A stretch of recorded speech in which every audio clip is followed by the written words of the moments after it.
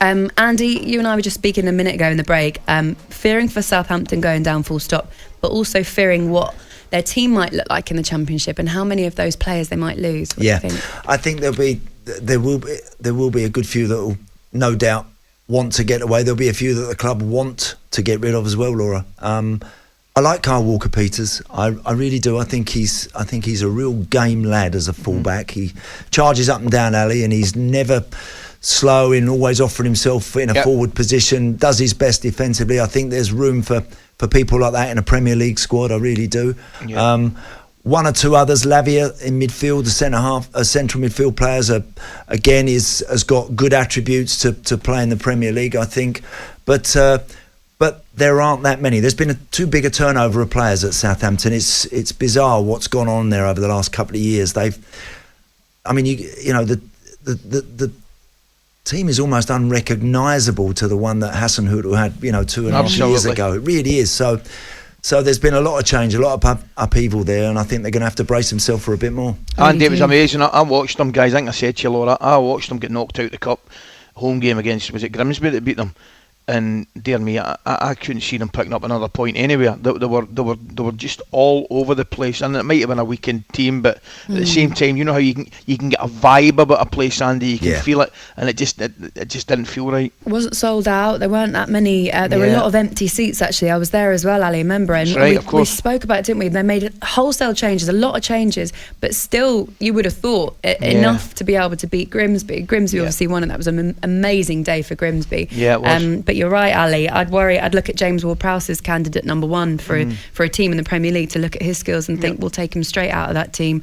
Worrying times for Southampton. Okay, Mark, the Southampton fan, would like to come on this morning and have his say. Mark, we'll be a lot nicer to you than Jason. How are you feeling? Good morning, Mark.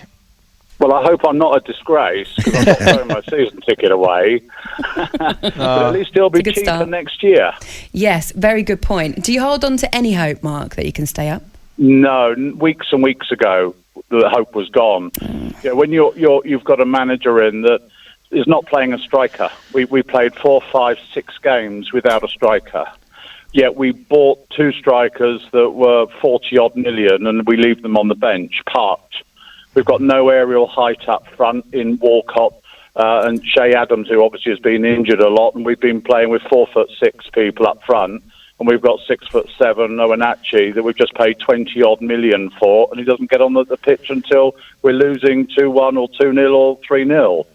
I think we're just going to find our level and possibly do a Huddersfield when we have a mass exodus at the door and head down into the Championship and wallow there. At least we might win a few more games than we did this season.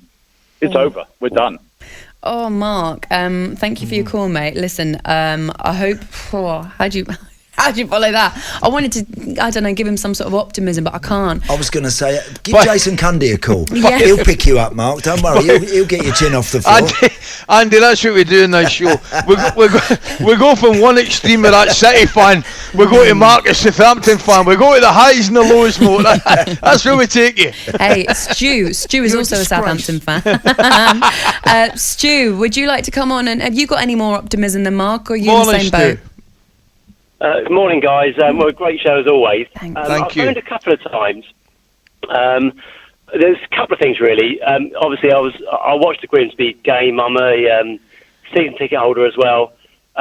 Grimsby was different. The cup was different. It was a makeshift team. The problem with Saints is the fact that the board have made terrible decisions like since Sports Public have come in.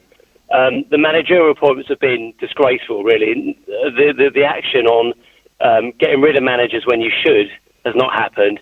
But we didn't sign a striker 2 years ago when we lost Danny Ings, and you won't stay in the Premier League. Everyone knows it, unless you've got a striker that will score 15 goals. That's the bottom line. Signing Paul Onomachi for 18 million.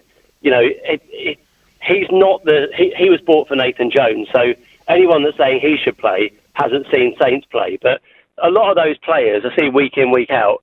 Some of them are decent, and some of them are still trying. I mean, Lavia is quality. Bednarak's come back and done a great job. KWP is decent. Perot is decent. Prowse still is, he doesn't want to leave, but he's obviously going to go into the season. But the problem is fundamental, board down.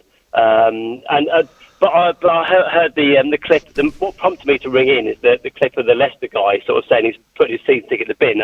I would never do that. I was supporting Saints in League One. I'll go next year. I'll go with my son. You support a team because you support a team, and that's the bottom line for me, really. Well done, Stu. Stu. Good on you, mate. Well said. I also think sometimes, not necessarily just Leicester fans, but they almost get used to a bit of success, and they really are punching above their weight at certain times, and that becomes the level of success that they then expect. But look where they've come from, and I understand that things have gone badly this season, but to rip up your season ticket, I don't know. talkSPORT Breakfast with Laura Woods, Monday to Wednesday morning 6 till 10. On AM, on DAB, via the talkSPORT app and on your smart speaker. talkSPORT.